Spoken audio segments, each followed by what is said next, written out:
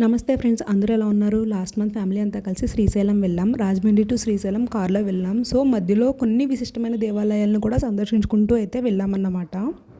మొదటిగా మేమైతే పానకాల నరసింహస్వామి వారిని దర్శించుకున్నాము. ఈ దేవాలయం వచ్చి విజయవాడ దగ్గరగా ఉన్న మంగళగిరిలో అయితే నిర్మించబడింది.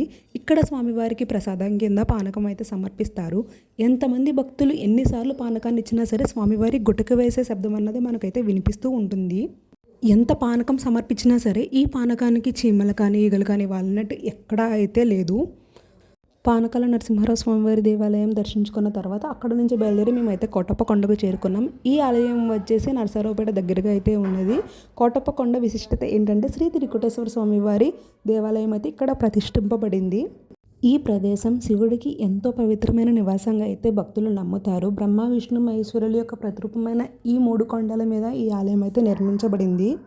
ఈ శిఖరం పైకి వెళ్ళడానికి 1000 మెట్లు అయితే ఉన్నాయి. నడక మార్గంలో వెళ్ళడానికి పైకి మెట్ల మార్గంలో వెళ్ళలేని భక్తులకైతే లిఫ్ట్ సౌకర్యం అయితే ఇక్కడ దేవాలయ సిబ్బంది అయితే ఏర్పాటు చేశారు. భక్తులకి ఎటువంటి ఇబ్బంది లేకుండా అయితే మనకు అన్ని సౌకర్యాలు కూడా కల్పించారన్నమాట.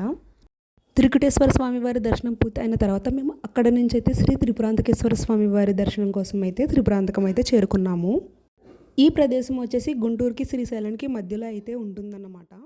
త్రిపురాంతకంలో శ్రీ త్రిపురాంతకేశ్వర స్వామి వారి ఆలయంతో పాటు శ్రీ బాలాత్రిపుర సుందరీదేవి ఆలయం కూడా ఇక్కడైతే నిర్మించబడింది.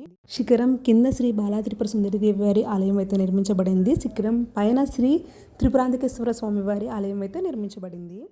ఈ 2 దేవాలయాలు దర్శనం చేసుకుని మేము ఇక్కడ నుంచి అయితే శ్రీశైలం అయితే బయలుదేరిపోయామన్నమాట.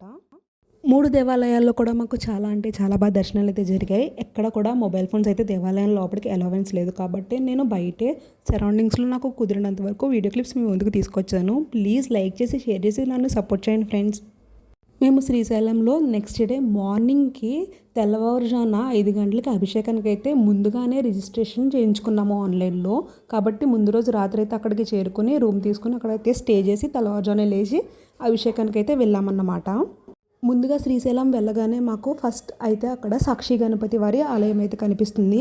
అక్కడికి వెళ్ళి సాక్షి గణపతి దగ్గర మనం సాక్ష్యం తీసుకోవాలి. అయ్యా, మీ తండ్రి దర్శనానికి వచ్చామో, మీరే మాకు ఎప్పుడైనా సాక్ష్యం చెప్పాలని చెప్పి స్వామివారి దగ్గర మన గోత్రనామాలు చెప్పుకుని దర్శనం అయితే చేసుకుని మనం శ్రీశైలం కొండకైతే చేరుకుంటాం. ఈ ప్లేస్ వచ్చేసి ఆంధ్రప్రదేశ్లో నంద్యాల డిస్ట్రిక్ట్లో నల్లమల్ల అడవుల దగ్గర అయితే ఉంటుంది మనకి.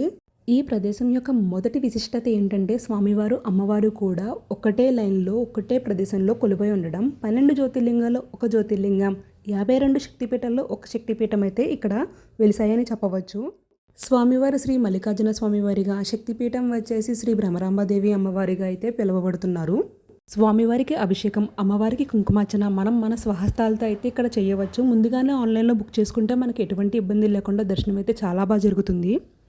మాకు స్వామివారి స్పర్శ దర్శనం, అభిషేకం, అమ్మవారి కుంకుమార్చన చాలా అంటే చాలా బాగా జరిగాయి. అన్నీ దర్శనం చేసుకుని మేము తిరుగు ప్రయాణం అయితే మొదలుపెట్టాము. తిరుగు ప్రయాణంలో కూడా మనకి చిన్న చిన్న దేవాలయాలు కనిపిస్తూ ఉంటాయి. కొన్ని దేవాలయాలను అయితే సందర్శించుకుంటూ మా ప్రయాణం అయితే చాలా బాగా పూర్తి చేసుకున్నాము. ప్లీజ్ లైక్ చేసి షేర్ చేసి సబ్స్క్రైబ్ చేయండి ఫ్రెండ్స్. Thank you.